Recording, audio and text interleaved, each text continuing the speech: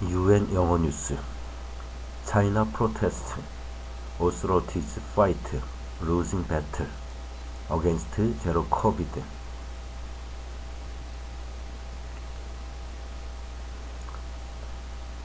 China's strategy for tackling COVID feels frozen in time.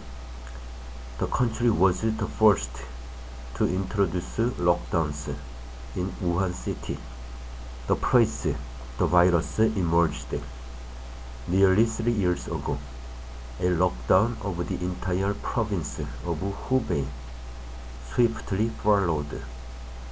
But now the rest of the world has moved on, while China turns to unpopular lockdowns again and again. Many are asking why.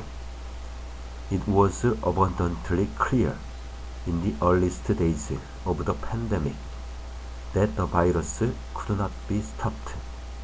The question rapidly became, how are we going to live with it? Most of the world used strict restrictions on our lives for a clear purpose, in order to buy time to develop and roll out COVID vaccines. It was a means to an end. Once immunity was built up, restrictions were eased and life returned to normal.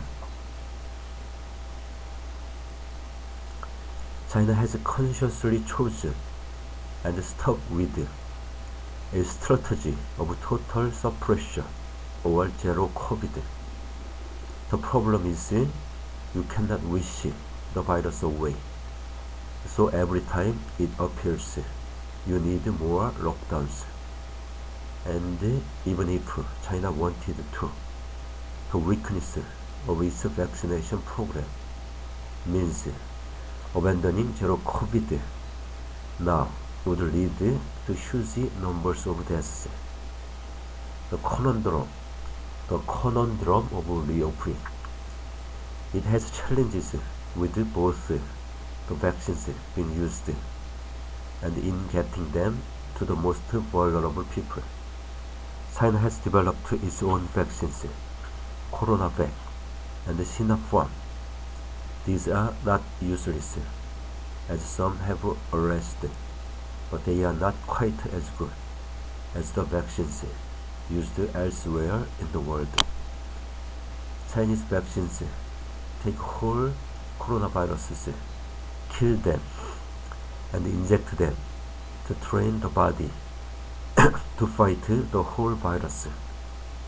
By contrast, the mRNA vaccine technology used by Pfizer and Moderna trains the immune system to attack just the spike protein on the virus, the key part that is used to infect our body's cells. It could be this difference, targeting everything rather than focusing on the critical part, that is giving less protection. Data from Hong Kong published in the Lancet suggests 2 doses of Pfizer/BioNTech give 90% protection against severe disease or death. The equivalent figure for 2 doses of Sinovac is 70%. If you are using a less potent vaccine, then it means you have to vaccinate even more of the population in order to achieve the same effect. And the issue in China is far too few of the elderly, who are most likely to die from COVID, have been immunized.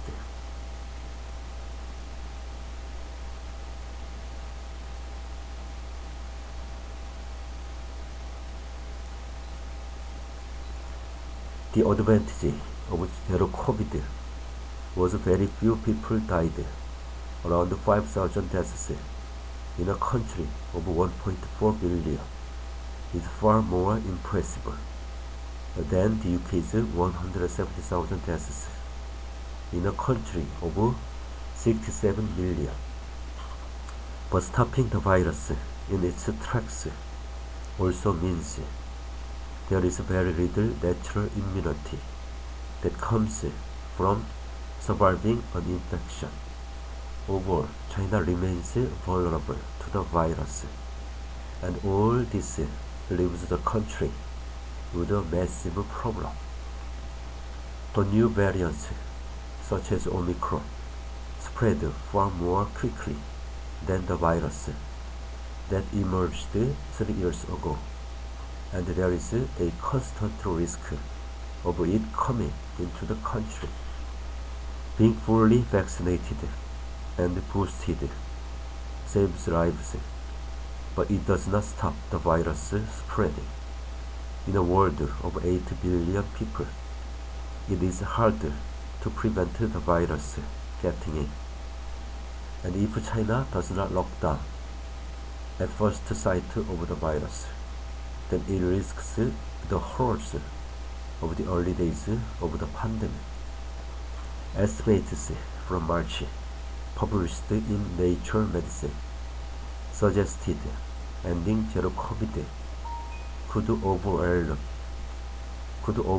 hospitals with 15 times more people needing hospital beds than those currently available. It predicted around 1.5 million deaths. The choice is between being dependent on lockdowns indefinitely and solving the country's immunity problem. Even the World Health Organization says zero COVID is not sustainable, and there should be a shift away from the policy. Other countries have successfully performed the pivot from zero COVID to living with the virus. Both New Zealand and Australia stomped hard on the virus at the beginning of the pandemic and used vaccines to open up. Now the question for China is still the same as in the beginning. What is the exit strategy?